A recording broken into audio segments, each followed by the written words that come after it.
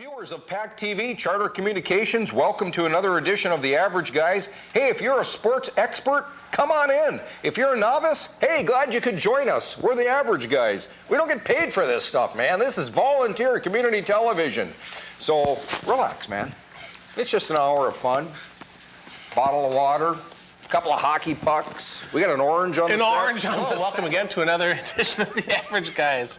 A hurried edition, but we're here Friday morning. I mean, tell you what. Yeah. And we got a lot to talk about. Kenny, we got a big interview coming up. Special guest later on in the program. Stay tuned. Sports editor of the highly accurate Duluth News-Tribune, Rick Lubbers, is going to join us from Pennsylvania, where the UMD Bulldogs are taking on California University in the state of Pennsylvania. The town is California. I went on the map, John. Okay. I'm an old Pennsylvania guy. I used to live in Pennsylvania. What do you want to know? Do you know where California is?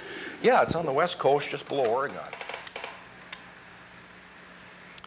Rick Lubbers of the highly accurate Duluth News-Tribune out in Pennsylvania. On the bus with the Bulldogs.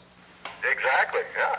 Well, you were in Michigan last weekend when the Bulldogs beat Grand Valley State. You're from that area. Really exciting game, obviously, going into #1 ranked Grand Valley in their home stadium, and well-played game.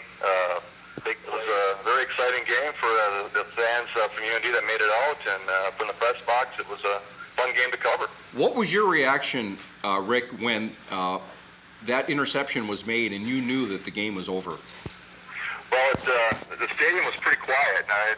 There's a Thanksgiving weekend, so they usually get about 12,000 per game, I'm told, out there. Wow. But there were a lot of reporters, that cover Grand Valley in the press box that were pretty shocked. They were waiting all game for some sort of button to be pushed and the Lakers to take a lead, but they were pretty quiet, and it was a shock to those folks, I'm sure. Well, Rick, John here from The Average Guys. How you doing? Good, how you doing? Good. So, I mean, going into the game, though, we knew that it was Ted Schlafsky in the aerial attack, a solid running game, and, of course, a solid defense.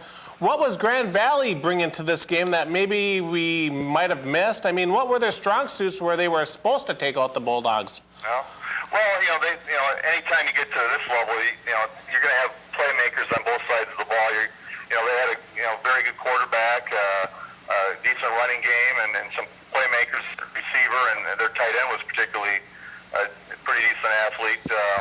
But as they say, defense championships, and that's where UMD came up strong. Was they held those playmakers in check. They harassed their quarterback. I think they had one sack, but they were getting to him all day, forced them into throws that like he wanted to make, and he was off target. I think he was 13 for 46 for 160 yards. Clearly not a day that he's probably one of his worst games he's had in his career from what some of the coaches there were saying, but the defense really came up big for you. This game will be broadcast live on ESPN Classic and here locally at 102.5 FM. Also, the News-Tribune at DuluthNewsTribune.com. You're going to cover the game with some commentary through Saturday. Talk about what you're going to be doing online during the game. Yeah, we're actually heading up to the game, doing kind of a travel blog today. Once we get into the hotel, I'll be writing a few things for the News-Tribune website, but then doing a live blog during the game. We've been doing this now for some of our other sports as well. Kevin Pates has done it for UMD hockey, and John Nowaski actually did it the first time for the first UMD football. What's the mood on the team right now? It's pretty loose, actually. Obviously there's a game here to be played, and that's the reason they're out here. But pretty loose group, having fun. But that's kind of the feeling I get riding with them here on the plane and the bus. Okay. And then tell us a little bit about their opponent this upcoming Saturday. The Vulcans. There are no more #1 seeds left in the tournament. I believe they're all #2 seeds. So all the ones have been knocked out. They have a player, a receiver, who's a transfer from Pitt. Marcel Pastano, I think is his name. Has some big numbers. But they like to run the ball too. So they fairly balanced team. Just looking kind of at the tail of the tape. I think pretty interesting matchup.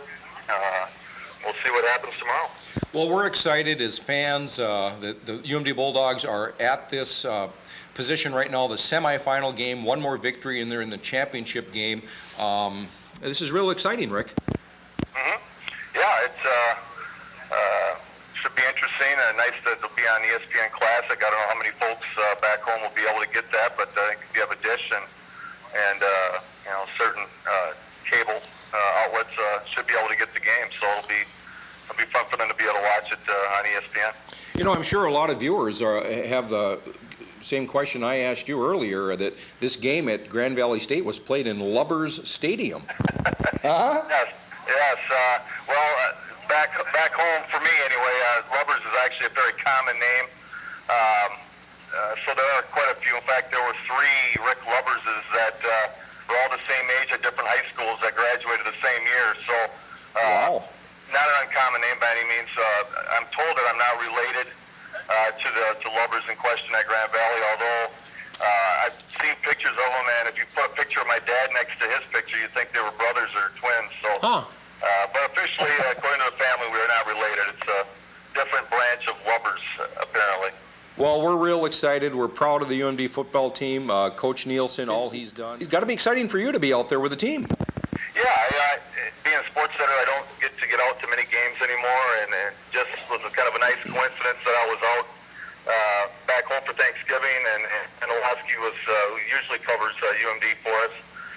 He had snowcross, and it just worked out for me to cover that game, and then he had some obligations this weekend as well, and he asked me if I'd be willing to do it again, and I said sure. I don't know when I'll get an opportunity like this to cover a couple games.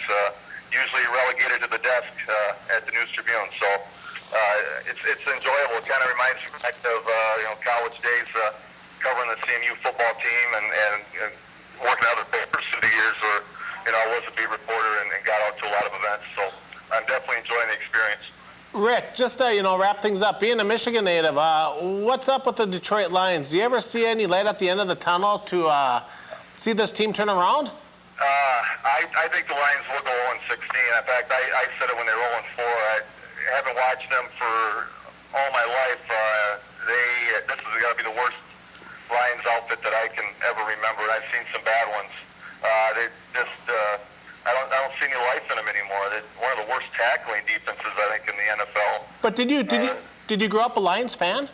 Well, yeah. I mean, I grew up in Michigan, right, so I followed all the Pistons and the Red Wings and all those teams, and I was a Wolverine fan and went to school at Central. So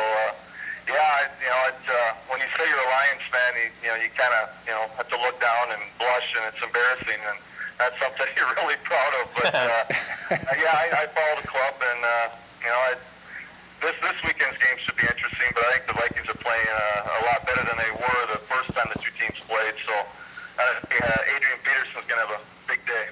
Well, they did make a change in the GM position when Matt Millen left. I thought that might help. And they did add a quality veteran quarterback in Dante Culpepper. But you know what they need, Rick? They need to get Ted Nugent. Maybe if terrible Ted could take a couple of those guys on some hunting trips and, Yeah, or, I think it all started when they let Wayne Fonts go. Yeah. Oh, yeah, he was the last coach that I think actually got him into the playoffs, or maybe there was another one after that. No, I think it was Wayne. Back when he was there, they went to the playoffs a lot more frequently, but now it's just gotten to such a level that there's not a lot of talent there left, and It's a sad state of affairs, though. Just in general, it's pathetic. But Hello? I think that isn't the facts. That was him. I think we lost Rick Lubbers. Well, maybe. Well, Rick, thanks for coming on. And yeah, thanks, Rick. Maybe he got a little fed up talking Detroit Lions. Yeah, I'm not going to talk maybe about that's this.